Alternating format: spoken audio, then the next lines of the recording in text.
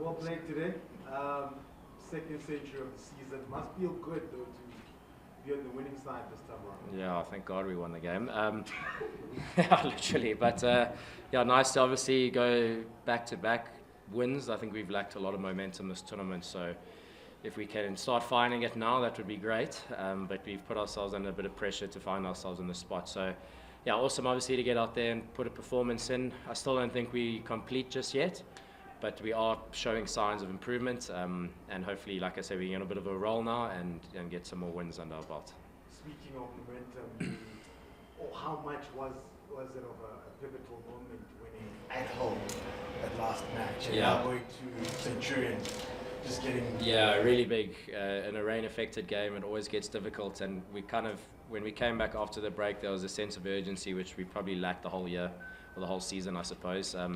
We had that in moments again today, but we're definitely taking the right steps, I suppose.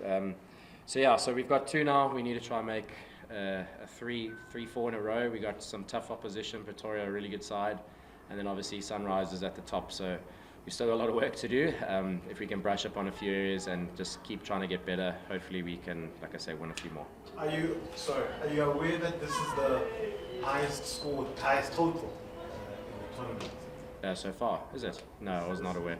No, I was not aware. Good wicket. Thank you, Frosty. Well done, the Wanderers, yeah. Just on, you made mention of, I couldn't hear it properly when you were speaking at halfway about the senior guys having spoken, I guess about the disappointing start that you've had.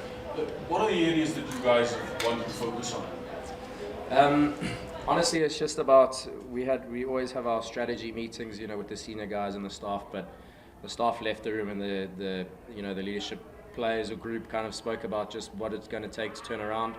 We worked out that kind of if we are to win this tournament, we have 6 games or 7 games, and we need 7 man of the matches, and that's going to come from the 7 of us. So it's just about trying to be sharper, I suppose, and just make the right decisions. We've been poor in different areas throughout the tournament, and we haven't been able to put a complete game today. So I guess the whole purpose of the senior group is that if we are to win this thing, we have to drive it, coming from the 6-7 of us. It's not going to, it obviously can fall on other players, but if we are going to win it, the 6-7 of us need to come to the party at different stages and sharpen up obviously the team's game, but our individual games as well. Put in some big performances for the team. We had a man in the match in Cape Town and one of our guys who have won tonight, and hopefully we can have another one on Monday. So like I say, we're taking the right steps. If we can just get some momentum on that. We have such great players in our group. It would be disappointing if guys don't get those man of the matches, if that makes sense. So yeah, so it's just about trying to improve what we're trying to do. Make sure that we're doing the right things, and guys are putting up big individual performances, and obviously polishing the team as we go through. And from a personal perspective, you top scorer in this competition, 200s. I think it's the first time someone's done that in one season. Are you out of the point to prove, given the disappointment of not making the World Cup squad? Over it already. Here to play my cricket, here to win games for this team, and after this I'll fall back with the Lions, and there to go win the 4-day comp with the Lions after that. So I'm pretty chilled with it. I just want to find my rhythm with my batting, and find and win games for this team. That's probably the most important thing for me right now. How have you established this rhythm?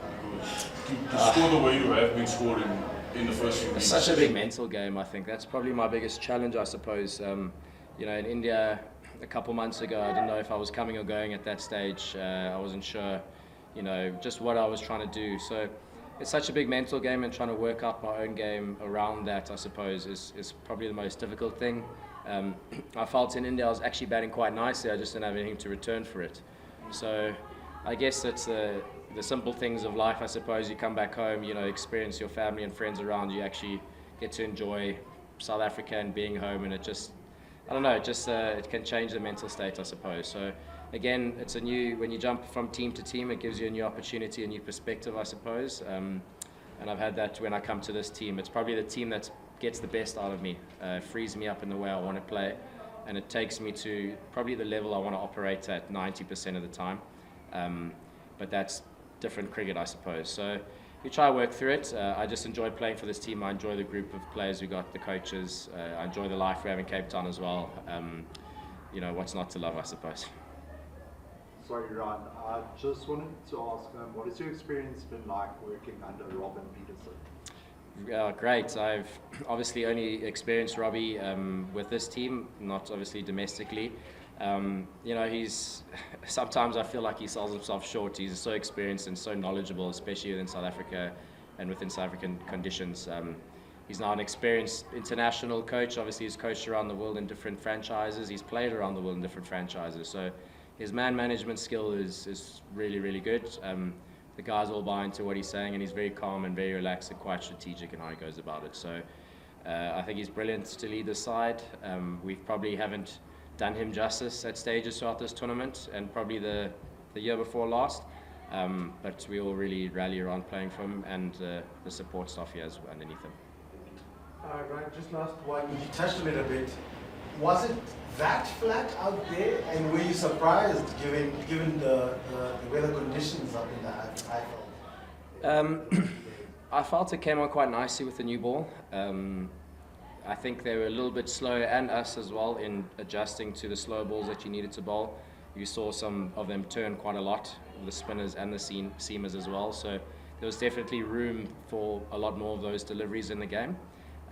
Luckily, Rassie got us off to a really nice start, and then I could kind of work my way through and get the pace of the wicket. With regards to the conditions, though, the wonders is a bit of a tricky one, because sometimes we find that the more you play on a wicket, the better it gets, actually.